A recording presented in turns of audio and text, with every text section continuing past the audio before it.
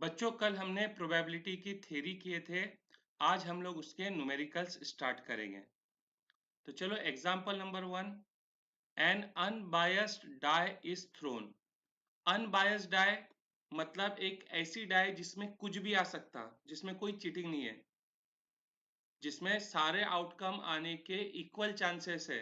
1 से लेके 6 तक कुछ भी आ सकता, उसको हम लोग बोलते हैं अनबायस्ड डाई। तो बेटा जब हम एक डाई को थ्रो करते हैं तो हमारे आउटकम क्या आते हैं? 1, 2, 3, 4, 5, 6। इन सारे आउटकम को जब हम एक ब्रैकेट में लिख देते हैं तो हम इसको क्या बोलते हैं? Sample space.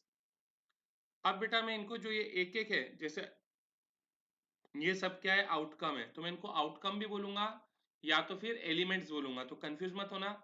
आउटकम और एलिमेंट्स का मतलब एक ही रहेगा। जैसे एन एस, इसका मतलब नंबर ऑफ आउटकम्स या फिर number of elements in sample space. N S का मतलब number of outcomes in sample space या number of elements in sample space. मैं दोनों में से कुछ भी बोलूं, कंफ्यूज मत होना।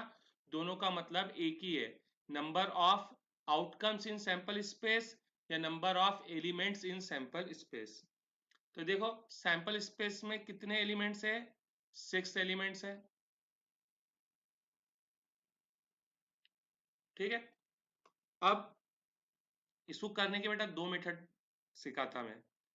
दोनों मेथड तुम कर सकते हैं। देखो जैसा पहले लिखा है इवन नंबर, तो तुमको यहाँ सिखाया जाएगा, लिख लो probability of getting an even number, ये लिख लिए। अब इन सैंपल स्पेस में से कितने नंबर इवन है? तो बेटा 2, 4 और 6, तीन नंबर इवन है। और टोटल कितने एलिमेंट्स है? टोटल 6 एलिमेंट्स है। तो ये हो गया probability of an even number. ठीक है बेटा। मैं थोड़ा लेंदी मेथड सिखाता। कैसे? देखो मेरे को किसकी प्रोबेबिलिटी ढूंढना है? इवन नंबर की। तो मैं बोलूंगा let capital A be the event of getting even number. अब बेटा मैं ए लिखूंगा यहाँ पे, तो मैं सैंपल स्पेस में से वो आउटकम्स लिख लूंगा जो इवन है। तो 1 को नहीं लिखूंगा, 2 इवन है, 3 को नहीं लिखूंगा, 4 इवन है, 5 नहीं लिखूंगा, 6 इवन है तो इसको लिख लूंगा। तो 2, 4, 6। अब एन ए, बोलो मनी वन में बेटा एन ए क्या रहेगा? नंबर ऑफ एलिमेंट्स इन ए। ए में कितने एलिमेंट्स है? 3। तो मैं यहाँ क्या लिख लूंगा? 3। अब मेरे को क्या निकालना था? Probability of an even number. और बेटा मैंने इवन नंबर को क्या ले लिया? ए ले लिया। तो मैं प्रोबेबिलिटी ऑफ इवन नंबर लिखने के बजाय यहाँ लिखूंगा प्रोबेबिलिटी ऑफ ए। और इसका फॉर्मूला हो जाएगा बेटा number of elements in A upon number of elements in sample space. तो बेटा ए में कितने एलिमेंट्स है? 3। सैंपल स्पेस में कितने है? 6। तो बेटा प्रोबेबिलिटी ऑफ ए हो जाएगा 1/2। बेटा बच्चों को ये मेथड ज्यादा अच्छा लगता है क्योंकि शॉर्टकट है ना, लेकिन मेरे हिसाब से बेटा ये मेथड ज्यादा बढ़िया है। इसमें रॉन्ग होने के चांसेस बहुत कम है, भले ही लेंदी है थोड़ा सा लेकिन अच्छा है। अब सेकंड क्वेश्चन पे आओ। Probability of a multiple of 3। मेरे को क्या निकालना है बेटा? Multiple of 3। तो चलो पहले शॉर्टकट मेथड से दिखाया था, लिख लो probability of multiple of 3। Multiple of 3 का मतलब सैंपल स्पेस में से हमको वो एलिमेंट्स लेना है जो 3 के टेबल में आते हैं। तो 1 को नहीं लूंगा क्योंकि 1 3 के टेबल में नहीं आता। 2 को भी नहीं लूंगा, 3 लूंगा हाँ क्योंकि 3 1 जा 3, 3 के टेबल में आता है। 4 को नहीं लूंगा क्योंकि 4 3 के टेबल में नहीं आता। 5 भी 3 के टेबल में नहीं आता। 6 आता। तो कितने नंबर बेटा 3 के टेबल में आ रहे सैंपल स्पेस में से? 2 नंबर। और सैंपल स्पेस में टोटल कितने एलिमेंट्स है? 6। तो इसका आंसर हो जाएगा 1/3। क्या क्लियर है बेटा? अब हम लोग हमारे लॉन्ग मेथड पे आते हैं। Let capital B be the event of getting a multiple of 3। तो क्या करो बेटा, सैंपल स्पेस में से उन आउटकम को लिख लो जो 3 के टेबल में आते हैं। तो हमने बताया कौन कौन आता, 3 और 6। तो इसका मतलब क्या हो जाएगा, number of elements in B. B में कितने एलिमेंट्स है, 2। तो बेटा probability of a multiple of 3, और मल्टीपल ऑफ 3 को बेटा हमने क्या ले लिए, बी ले लिए। तो हम इसको लिखेंगे प्रोबेबिलिटी ऑफ बी। तो ये हो जाएगा number of elements in B upon number of elements in sample space. और बी में कितने एलिमेंट्स है, 2। सैंपल स्पेस में कितने हैं, 6। तो ये हो जाएगा 1/3।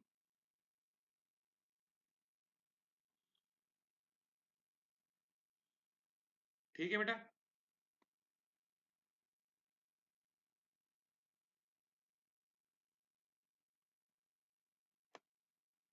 थर्ड है एन इवन नंबर और अ मल्टीपल ऑफ 3। तो बेटा मैं एक काम करता है, यहाँ सैंपल स्पेस लिख लेता, 1 2 3 4 5 6। अब ध्यान दो बेटा, मेरे को क्या निकालना है, एन इवन नंबर और अ मल्टीपल ऑफ 3। तो मैं लिख लेता है यहाँ पे लेट, बेटा ए लिख, बी लिख, सी लिख, तेरी मर्जी है। तो let C be the event of getting an even number और अ मल्टीपल ऑफ 3। तो बेटा मैं सैंपल स्पेस से वो आउटकम लिखूंगा जो इवन होना चाहिए या 3 के मल्टीपल होना चाहिए। दोनों रहे तो फिर तो बहुत ही अच्छी बात है, लेकिन अगर एक भी कंडीशन को सेटिस्फाई करते तो मैं लिखूंगा। और के अंदर एक कंडीशन सेटिस्फाई भी कर रहा तो लिख लो, और एंड के अंदर जब दोनों कंडीशन सेटिस्फाई करेगा तो ही लिखना। इंग्लिश के और में अगर एक भी कंडीशन सेटिस्फाई कर रहा तो लिख लो। इंग्लिश के एंड में अगर दोनों कंडीशन सेटिस्फाई करता तो ही लिखना। और में एक भी कंडीशन सेटिस्फाई करे तो लिखो, एंड में दोनों करना चाहिए। तो देखो क्या मैं 1 को लिखूंगा, 1 इवन है, नहीं। 3 का मल्टीपल है, नहीं, तो उसको नहीं लिखूंगा। 2 को लिखूंगा, हाँ 2 इवन है, भले ही 3 का मल्टीपल नहीं है, क्योंकि यहाँ पे और है। और में एक कंडीशन भी सेटिस्फाई करा के उसको लिख लो। 3 देखो इवन नहीं है, लेकिन वो 3 के टेबल में आता तो मैं उसको लिख लूंगा। 4 इवन है, लेकिन 3 के टेबल में नहीं आता तो मैं फिर भी लिख लूंगा, एक कंडीशन सेटिस्फाई हो रही। 5 ना ही इवन है और ना ही 3 के टेबल में आता। 6 इवन है बस, और 3 का मल्टीपल है। हमको तो एक ही कंडीशन, उसको लिखने के लिए एक ही कंडीशन सेटिस्फाई थी, क्या वो क्या है, इवन है। अब देखो बेटा सी के अंदर कितने एलिमेंट्स हो गए, 1 2 3 4। तो probability of getting a even number और अ मल्टीपल ऑफ 3, इसको हमने इवेंट सी लिए है। तो ये क्या रहेगा, number of elements in C upon number of elements in sample space. C में कितने एलिमेंट्स है, 4। सैंपल स्पेस में कितने हैं, 6। तो ये हो जाएगा 2/3। ठीक है। अब देखो हमको यहाँ क्या निकालना है, an even number and a multiple of 3। तो हम लोग बोलते let capital D be the event of getting even number and a multiple of 3। अब बेटा मैं सैंपल स्पेस में से उनको लिखूंगा, क्योंकि यहाँ पे क्या आ चुका है, एंड आ चुका है। उनको लिखूंगा जो दोनों कंडीशन को क्या करेंगे, सेटिस्फाई करेंगे। तो क्या मैं 1 को लिखूं, 1 इवन नहीं है और 3 का मल्टीपल भी नहीं है। 2 को लिखूं, नहीं भाई 2 दोनों कंडीशन को सेटिस्फाई नहीं करता। 3 एक को सेटिस्फाई करता, मल्टीपल ऑफ 3 को, लेकिन इवन नंबर की कंडीशन को सेटिस्फाई नहीं करता तो उसको भी लिखना नहीं है। 4 इवन नंबर की कंडीशन को सेटिस्फाई करता लेकिन मल्टीपल ऑफ 3 को सेटिस्फाई नहीं करता, और यहाँ एंड है, एंड में दोनों सेटिस्फाई करना चाहिए। 5 तो एक को भी सेटिस्फाई नहीं करता। 6 लिखूंगा क्योंकि 6 इवन भी है और 3 का मल्टीपल भी है, वो दोनों कंडीशन को सेटिस्फाई कर रहा, तो यहाँ पे 6 लिखेंगे। अब डी में कितने एलिमेंट्स है? एक एलिमेंट है, तो probability of an even number and a multiple of 3, इसको मैंने क्या ले लिया? डी। तो प्रोबेबिलिटी ऑफ डी हो जाएगा number of elements in D upon number of elements in sample space. तो डी में कितने एलिमेंट है? एक, और सैंपल स्पेस में कितने हैं बेटा? 6, तो 1/6। ठीक है। Next, probability of a number 3 और 4। अब देख लो बेटा इसको, let E be the event of getting a number 3 और 4। ठीक है, 3 या 4 आना चाहिए। तो सैंपल स्पेस में देखो 3 और 4, हाँ भाई ये सैंपल स्पेस में 3 और 4 दोनों है। ठीक है, यानी ई में क्या चाहिए हमको? 3 और 4 चाहिए। सैंपल स्पेस में 3 भी है और 4 भी है। तो ई में कितने इवेंट्स हो गए बेटा? 2। तो प्रोबेबिलिटी ऑफ ई हो जाएगा number of events in E upon number of events in sample space. ठीक है, तो ई के अंदर कितने इवेंट्स है? 2। सैंपल स्पेस में कितने हैं? 6।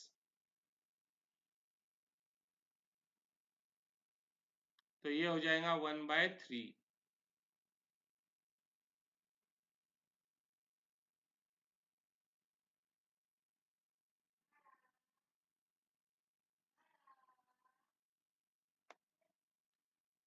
ये होमवर्क के लिए लिख लो। 7th वाला देखो, अ नंबर लेस देन 5। तो let F be the event of getting a number less than 5। तो बेटा पहले सैंपल स्पेस लिख लेते हैं। 1 2 3 4 5 6।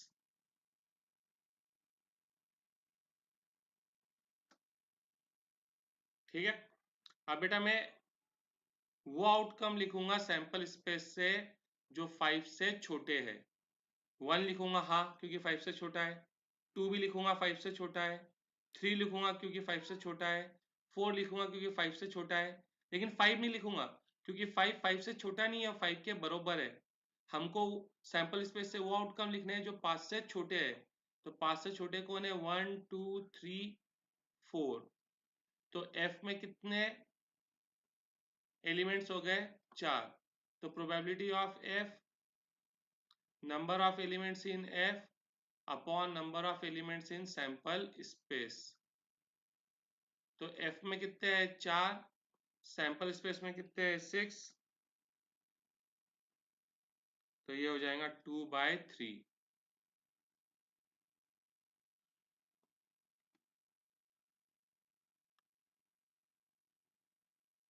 ठीक, a number greater than 3। A number greater than 3। तो देखो बेटा सैंपल स्पेस क्या है? 1 2 3 4 5 6। तो let G be the event of getting a number greater than 3। तो बेटा आप क्या करो, सैंपल स्पेस से वो आउटकम्स लिखो जो 3 से बड़े हैं। 3 से बड़े कौन है? 4 5 और 6। तो बेटा 4 5 और 6। तो जी में कितने इवेंट्स आ गए बेटा? कितने एलिमेंट्स आ गए? 3 एलिमेंट्स आ गए। तो probability of G number of elements in G upon number of elements in sample space. G भाई जी के अंदर कितने एलिमेंट्स है? 3। और सैंपल स्पेस में कितने एलिमेंट्स है? 6। तो ये हो जाएगा 1/2। ठीक है। Ninth, a number between 3 and 6। तो भाई लेट ए बी द, मैं इसके लिए लिया बेटा मैंने ए, क्या तुमको ये बात समझ में आया कि मैं कुछ भी ले सकता है, ए बी सी डी जो चाहे लेना है ले ले। B the event of getting a number between 3 and 6। तो बेटा सैंपल स्पेस में से क्या करो, 3 और 6 के बीच में के नंबर लिखो। तो देखो बेटा ये 3 है और ये 6 है, इनके बीच में दो ही नंबर आते हैं, 4 और 5।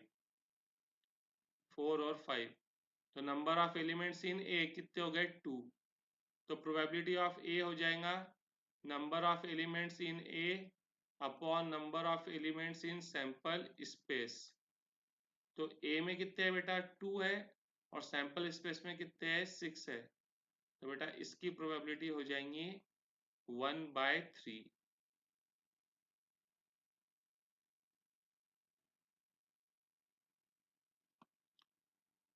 To unbiased coins are toss simultaneously.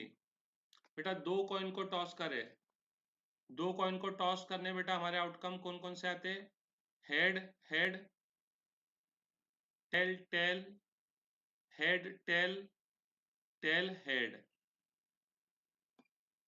कितने आउटकम आते हैं बेटा, 4 आउटकम आते हैं। Find the probability of getting 2 heads. तो let A be the event of getting 2 heads. तो बेटा सैंपल स्पेस में से वो आउटकम लिख लो जिनमें 2 हेड है। तो मैं इसको नहीं लिखूंगा क्योंकि इसमें एक हेड है और एक टेल है। इसको भी नहीं लिखूंगा क्योंकि एक हेड और एक टेल है। इसको भी नहीं लिखूंगा क्योंकि इसमें दोनों टेल है। इसको लिखूंगा क्योंकि इसमें दोनों हेड है। ठीक है। तो कितने आउटकम है बेटा, ए के अंदर कितने एलिमेंट है, एक एलिमेंट है। तो प्रोबेबिलिटी ऑफ क्या निकाला था, 2 हेड, और 2 हेड को हमने क्या ले लिए, ए ले लिए। तो प्रोबेबिलिटी ऑफ ए निकालना है।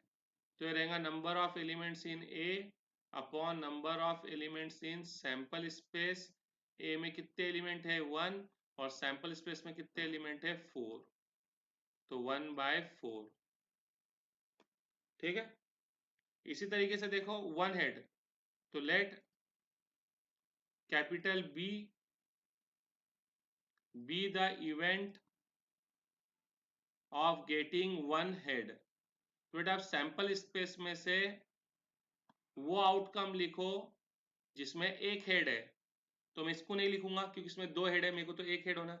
इसमें कोई भी हेड नहीं है, 0 हेड है, इसमें 0 हेड है, इसको भी लिखूंगा।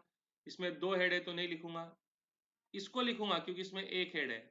इसको भी लिखूंगा क्योंकि इसके अंदर एक हेड है। तो हेड टेल, टेल हेड। तो बी में कितने एलिमेंट्स है, 2। तो probability of B, number of elements in B upon number of elements in sample space. B में कितने एलिमेंट है, 2, और सैंपल स्पेस में कितने एलिमेंट है, 4। तो ये हो जाएगा 1/2। ठीक है। One tail. तो बेटा let C be the event of getting one tail. अब बेटा मैं आउटकम में से वो लिखूंगा जिनमें एक टेल है। तो इसको तो लिखूंगा ही नहीं बेटा मैं क्योंकि इसके अंदर 0 टेल है। इसको भी नहीं क्योंकि इसमें 2 टेल है। इसको लिखूंगा क्योंकि एक टेल है। इसको लिखूंगा क्योंकि एक टेल है। तो किस किस को लिखूंगा, हेड टेल, टेल हेड। तो सी में कितने एलिमेंट्स है, 2। अब मेरे को क्या निकालना था, प्रोबेबिलिटी ऑफ वन टेल। और बेटा मैंने वन टेल को क्या लिया हूँ, सी लिया हूँ। तो probability of C, number of elements in C upon number of elements in sample space. अब सी में कितने एलिमेंट्स है, 2, और सैंपल स्पेस में कितने एलिमेंट है, 4। तो बेटा ये हो जाएगा 1/2।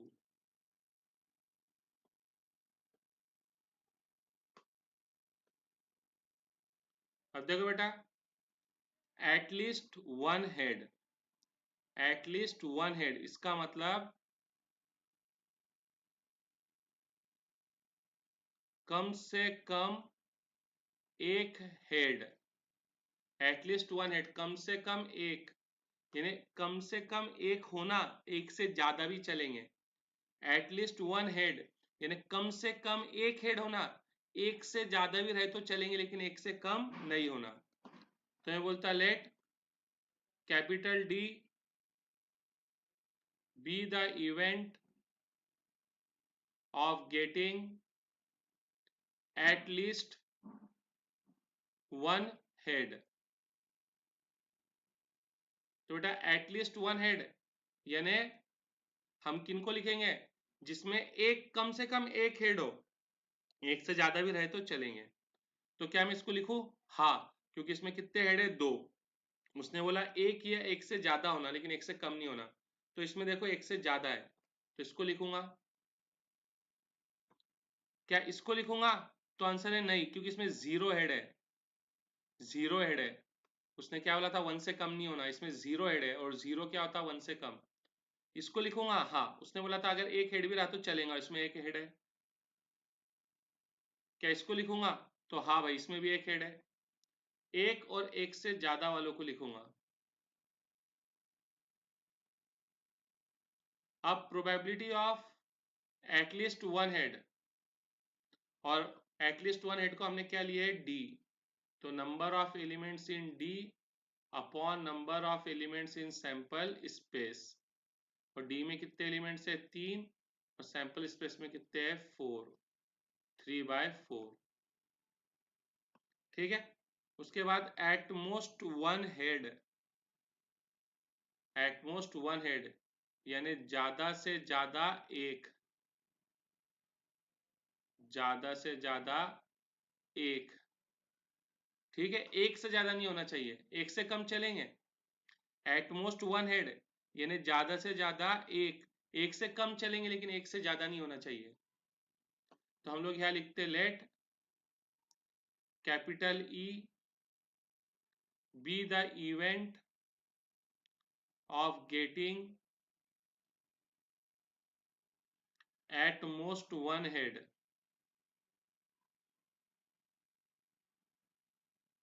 तो अब हम लोग सैंपल स्पेस में से वो आउटकम लिखेंगे जिसमें ज्यादा से ज्यादा एक है लेकिन एक से ज्यादा नहीं है, एक से ज्यादा हेड नहीं होना चाहिए।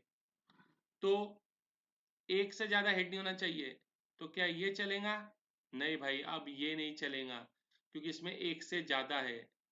क्या ये चलेगा? हाँ, क्योंकि इसमें जीरो हेड है।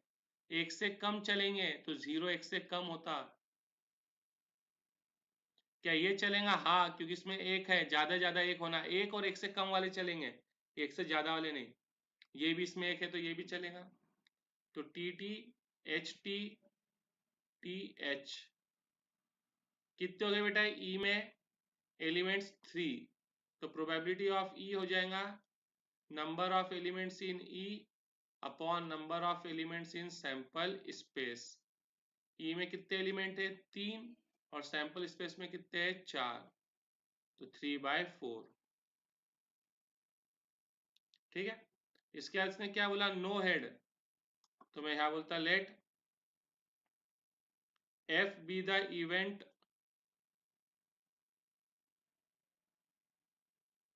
Of getting no head.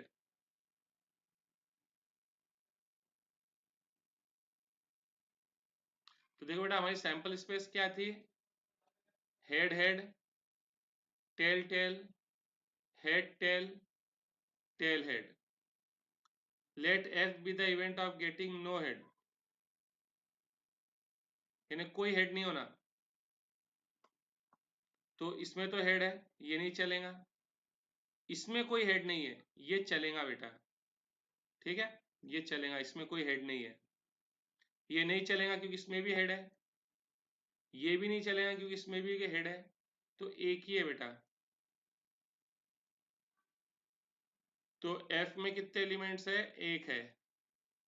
तो probability of F number of elements in F upon number of elements in sample space अब एफ में कितने एलिमेंट है? एक। और सैंपल स्पेस में कितने एलिमेंट है? 4। तो आंसर हो गया 1/4।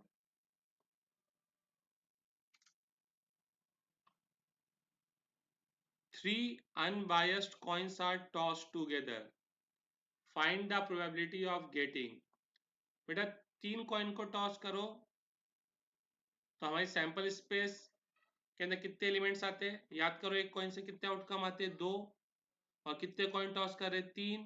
तो टोटल कितने आउटकम आएंगे? 8। मैंने कैसे तरीका सिखाया था बेटा कि 8 का हाफ क्या होता? 4। तो 4 बार बेटा क्या करो? हेड लिखो और 4 बार टेल लिखो। फिर 4 का हाफ क्या होता? 2। तो 2 बार हेड, 2 बार टेल, 2 बार हेड, 2 बार टेल। फिर 2 का हाफ क्या होता है? 1। तो 1 बार हेड, 1 बार टेल, 1 बार हेड, 1 बार टेल, 1 बार हेड, 1 बार टेल, 1 बार हेड, 1 बार टेल। ये हो गई सैंपल स्पेस। सैंपल स्पेस में टोटल कितने एलिमेंट्स है? 8। अब देखो प्रोबेबिलिटी ऑफ ऑल हेड। तो let A be the event of getting all heads, यानी सैंपल स्पेस में से वो आउटकम लिखो जिसमें सारे हेड है। तो देखो ये एक ही है बेटा जिसमें सारे हेड है, बाकी में तुमको एक ना एक टेल तो दिख ही जाएगा। तो ए में कितने एलिमेंट है? एक। अब हमको क्या निकालना है? Probability of all head. All head को हमने क्या लिए है? ए। तो प्रोबेबिलिटी ऑफ ए हो जाएगा number of elements in A upon number of elements in sample space. A में कितने एलिमेंट है? एक। और सैंपल स्पेस में कितने एलिमेंट है? 8। तो हमारा आंसर हो जाएगा 1/8। ठीक है। 2 हेड, तो हम लोग यहाँ लिख लेंगे let capital B be the event of getting 2 heads. तो सैंपल स्पेस में से हम लोग उन आउटकम को लिख लेंगे जिनमें 2 हेड है। तो इसको तो नहीं लिखेंगे बेटा क्योंकि इसमें 3 हेड है। इसको लिखेंगे क्योंकि इसमें 2 हेड है। इसको भी लिखेंगे, इसमें 2 हेड है। ठीक है। और इसको लिखेंगे बेटा क्योंकि इसमें भी क्या है? 2 हेड है। बाकी सब में देख लो बेटा, बाकियों में 2 हेड नहीं है। ठीक है। तो कौन कौन आएगा? H, H, T, H, T, H और टी, एच, एच। यानी बी के अंदर कितने एलिमेंट्स हो गए? 3। अब हमको क्या निकालना है? Probability of 2 heads. 2 हेड्स को मैंने क्या लिया? बी। ये रहेगा number of elements in B upon number of elements in sample space. B में कितने एलिमेंट है? 3। सैंपल स्पेस में कितने एलिमेंट है? 8। तो 3/8। ठीक है। उसके बाद प्रोबेबिलिटी ऑफ 1 हेड। तो let C be the event of getting 1 head. तो बेटा सैंपल स्पेस में से वो आउटकम लिख लो जिनमें एक हेड है। एक हेड होना, ना उससे कम ना उससे ज्यादा। तो ये फर्स्ट वाला तो नहीं चलेगा। ये एच एस टी भी नहीं चलेगा क्योंकि इसमें 2 हेड है। एस टी एच भी नहीं चलेगा क्योंकि इसमें भी 2 हेड है। ये चलेगा बेटा क्योंकि इसमें एक हेड है। टी एच एच भी नहीं चलेगा, 2 हेड है। टी एच टी एक हेड है, चलेगा। इसमें भी एक हेड है, चलेगा। और उसके बाद में कितने हेड है? 0 हेड है। हमको एक हेड चाहिए। तो एक हेड किस में आया बेटा? H T T, T H T, T T H. तो सी में कितने एलिमेंट्स हो गए? 3। ठीक है। अब मेरे को क्या निकालना था? Probability of 1 head. और 1 हेड को मैंने क्या ले लिया? सी। तो number of elements in C upon number of elements in sample space. C में कितना है? 3। सैंपल स्पेस में कितना है? 8। तो 3/8। At least 2 head. बेटा एटलीस्ट 2 हेड का मतलब क्या है? कम से कम दो, दो से ज्यादा भी चलेंगे लेकिन दो से कम नहीं। एटलीस्ट 2 हेड यानी कम से कम दो, दो से ज्यादा भी चलेंगे लेकिन दो से कम नहीं। तो let F be the event of getting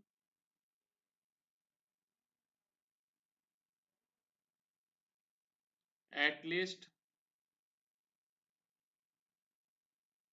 2 head, कम से कम दो, दो से ज्यादा भी चलेंगे।